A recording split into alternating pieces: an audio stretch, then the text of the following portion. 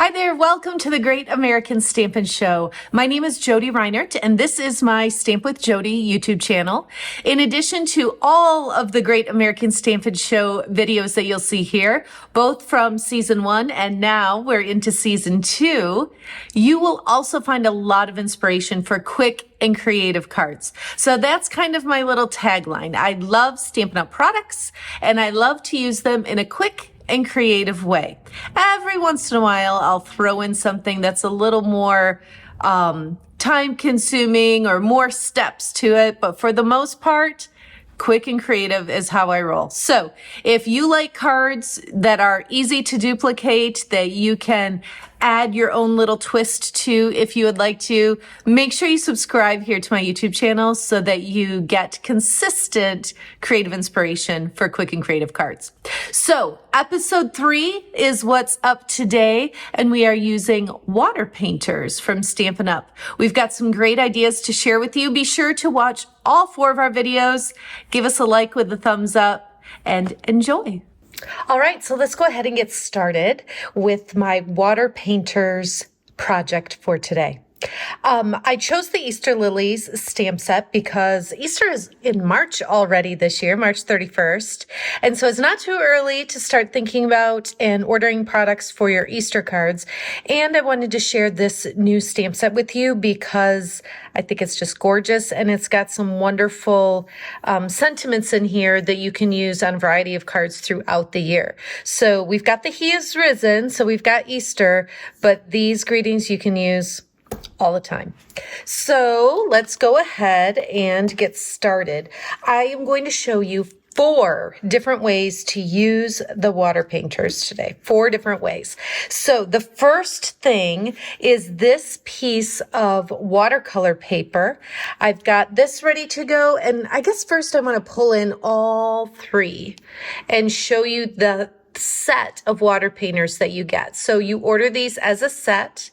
There's a wide flat brush and then a medium and smaller brush. And I'll just point out, let's see, I'm going to lean these up here. So what you do is fill this. It's backwards. It's the strangest thing. So I twist this way to loosen. So now with the cap off, you can see you just fill the water up here and then tighten this down. And then to use it, and I'll show you as I pull in, this is just one of our acrylic blocks that I'm kind of going to use as a palette. And I've got some Highland Heather re-inker, and I'm just going to put a few drops on this acrylic block. And then to get started, I'm going to make sure this is tight, and then I'm going to just give it a good squeeze. So I'm going to work the water down. I don't know if you can see that. It's starting to come down, and it will just drip.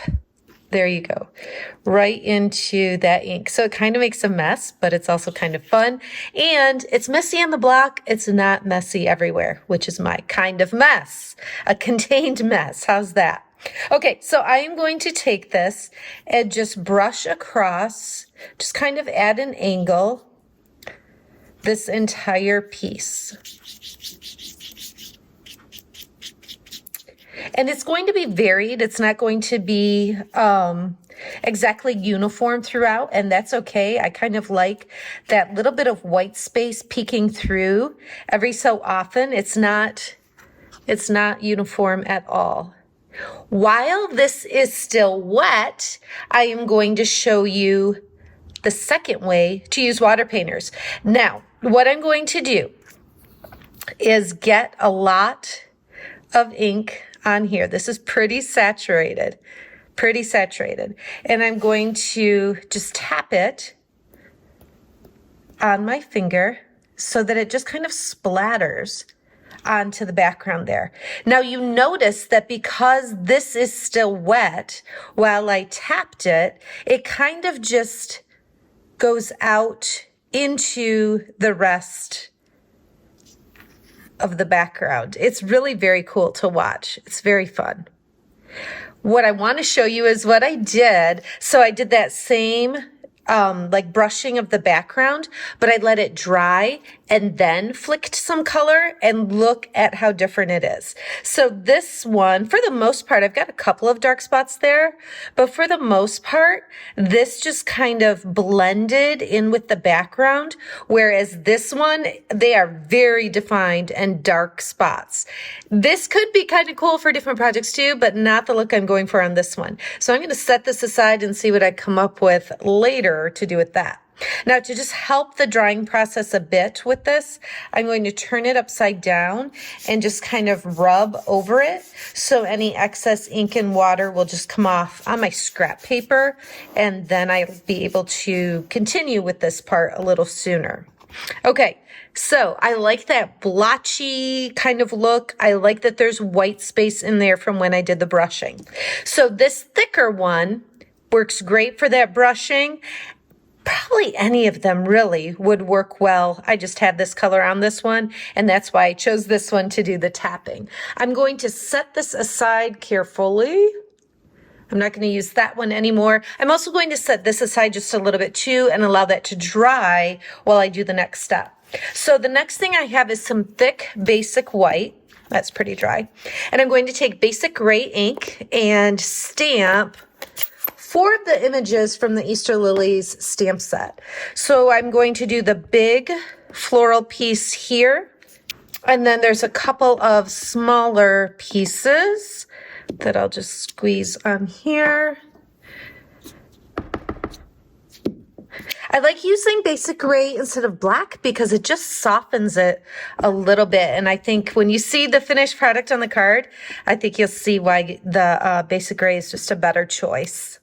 Okay, so I've got these pieces all stamped with basic gray. You know what? While I have this out, I'm going to take this teeny tiny little piece of basic white and stamp the He Is Risen, because that is also with basic gray. So I'm just going to go ahead and center that. Great. And we'll set that aside to use a little bit later. Okay, so you've already learned 2 ways to use the watercolor painters, and we are about to do step 3. So this is Lemon Lolly. I'm going to give the ink pad a good squeeze, and then when I open it up, I've created a little bit of a palette right here on the lid. So I'm going to use the smallest of the 3 brushes this time, and I'm going to again give it a good squeeze. You really only have to do this when you first start. I suppose after you do quite a bit of coloring, you might need to come back, give it a little bit more of a squeeze, but it's just initially that it takes a little bit longer. So I am going to add just a little bit. I want it to be very delicate, just very subtle and light on the kind of, I'm going over the detail lines on some of these, and then I'll add a little bit more to the center of this bigger flower. And just gently, Lemon Lolly is such a pretty color. It's a soft yellow, and it just, it's subtle, and it just gives that little touch that you need without overpowering. Now to clean this, which I didn't show you with the big brush, but it works the same way, I just go back and forth, maybe give it another gentle squeeze, back and forth until that yellow seems to disappear. Okay, the tip might be slightly discolored, but as long as when you're swiping back and forth it comes out clear, you are good to go on another color. My next color is Granny Apple Green. Giving it that squeeze. Make my little mess right here. Give the water. Squeeze there. And now I'm going to do the stem piece. And just, I'm gonna a little bit darker, so I'll go back and pick up more. But it's the same kind of thing. It's a pretty quick way to color because I don't have to worry about getting in every little space. So just like on the background, I was okay with that white space showing through. Same kind of thing when I watercolor with the water painters. I just want it to be like a natural flow of color, which doesn't always mean that it's going to be consistent. So I'm just gonna leave some of those white spaces that are there and go ahead and clean. Like I said, give it a little squeeze to get some of that water pushed through, and just go back and forth until the color disappears. Okay. Next thing, so the water painters are just so versatile because you can do those bigger swiping watercolor backgrounds. You can do the splatter technique. You can color some decently small spaces. And then there's another fun thing you can do too. I am going to, let's see what I need to do here. I am going to pull in this messy acrylic block one more time and grab a little bit of ink from my Lemon Lolly ink refill. Just a little bit there is all I'll need. And I'm pulling in the middle size. Again, this I can use in bigger areas. I wouldn't want to do an entire background with it probably because that nice big brush one just works so well for that. But this I can use on bigger spaces, and that's what I'm going to do to show you how to color some ribbon. So this black and very vanilla gingham ribbon, I'm just going to pull a little bit out and pick up the ink right here and just simply color over it. You can do this with our Stampin' Blends. I think I've shown you that before in a video. But this is something really fun to do too, just with that re-inker. I'm not squeezing to get as much water here. I'm using this more like as a paintbrush to just pick up the ink without really watering it down. Okay, then I'll just clean it. Let me set this aside because that puddle is making me just a little bit nervous. I don't want to tip it or spill it. So I clean this one the same way. Just gently swipe back and forth. When it's clean, I'm good to go.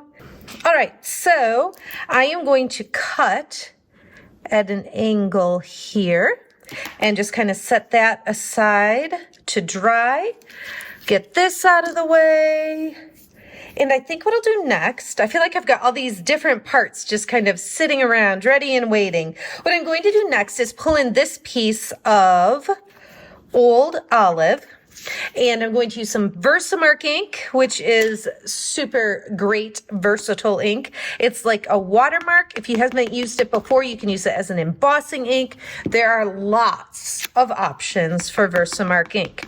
What I am doing with it today is just creating a tone-on-tone kind of watermark background on this piece of Old Olive. So I'll stamp this last one and then I'll pull it up. This image, by the way, is part of that Easter Lilies stamp set. Everything I'm using, all the stamps are from that stamp set. So when I pull it up, you can see it's just that tone on tone. Any color you stamp on with the Versamark ink is going to take on that color. So it's a very nice subtle background. All right, I'm going to go ahead and attach this with my Stampin' Seal adhesive to my Lemon Lolly card base. So I'll just set it on like this, centered on the front. And then I'm going to take this piece. It's dry now. We're good to go. I'm going to put some Stampin' Dimensionals on the back. And I'll just do one in each corner and one in the middle. Oops. What do you think it's so far? You think the water painters are something you're going to want to play with? I think what I like is that it's watercolor, it's artsy, but it's confined. Like I'm not dealing with like open water. It's all in this nice painter. It keeps it in there. I can't really mess up because it's kind of a controlled thing, but at the same time, it gives me versatility because the more I squeeze it, the more water comes out. That totally changes the look of the watercoloring, right? And what was really cool, like I showed you when I did this splatter, there's a lot of different factors. So if I splatter the ink while that background is still wet, I get this really kind of blurred, blotchy image as opposed to letting that dry, like I said, and then you get such dark and defined little pieces on there. So there's a lot of variables when you play with the watercoloring and the watercolor, or the water painters, excuse me. Okay, I die cut these with the coordinating dies to the Easter Lily stamp set, and I'm going to kind of set them on here, just kind of try to build this a little bit before I glue it down. Just kind of want that to kind of go off the side just a little bit. So I think I'm going to start. Actually, you know what I'm going to do? I'm going to start with this. I'm going to get my greeting in place. So I'm going to just put a strip of adhesive on the back of this and get this not stuck to my scrap paper, but on the card where I want it, which I think is right about here. I really like this color combination too. So you've got Lemon Lolly, Old Olive, and then the Highland Heather watercolor wash in the background. What do you think about that? I kind of like those colors together.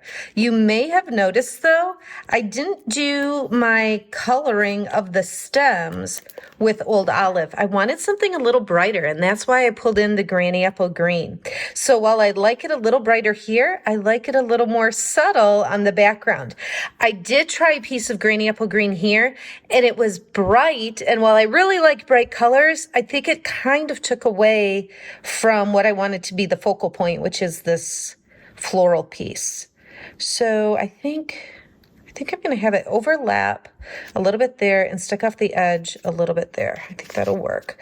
And then I'm going to put some dimensionals on the back of the big lily, and we'll get that in place. Let's see. I think this one will stay on most of the way like that. And then these pieces I'm going to do flat. So I'll put some adhesive there and just kind of tuck. I think that's all right. Tuck that there. Put some adhesive on the back here. And tuck this one in up here. You know how lilies are? They just kind of bloom all over in different directions. So I like that this is the focal point, but that there's also the pieces coming off and drawing your eye out in those other directions as well. Okay, now you might remember we colored that little piece of ribbon, right? So what I'm going to do, I did not bring glue dots. So I normally would definitely use a glue dot on this because adhesive doesn't stick great to ribbon. It's okay, but it's way easier to just use a glue dot. I'm just gonna tuck that. Actually, I'm gonna scoot it up just a bit. Glue dot would have been the way to go here. Gonna tuck it in and just kind of push down there. And then maybe trim just a touch if I can get in there good. Okay, much better. So it's just a very subtle thing, but I like that little bit of ribbon coming out on the side there. I'm gonna pull it just a touch. All right, what do I wanna do next? Next, I want to add iridescent rhinestones. These are so pretty, and I just love adding them to my projects. I love the iridescent look, and I think it looks great with this card. So we'll just add a few. I usually like to do them in threes, kind of like in a triangle. So I've got 2 up here, the 1 down here. Okay, what do you think? I like this Easter card so much. I hope you do too. And I hope that you enjoyed learning all the ways to use the water painters, whether it's a wash on the background, the splatter, coloring things in, the line art images, or even coloring your ribbon. I hope you love this card. I hope you're inspired to make a quick and creative Easter card. And I would love to have your vote. Give me a thumbs up on this video if you like the card. Be sure to go to the other 3 videos and watch them as well. Everybody's got some really great ideas to share with you this week. Thanks so much for watching. Have a great day.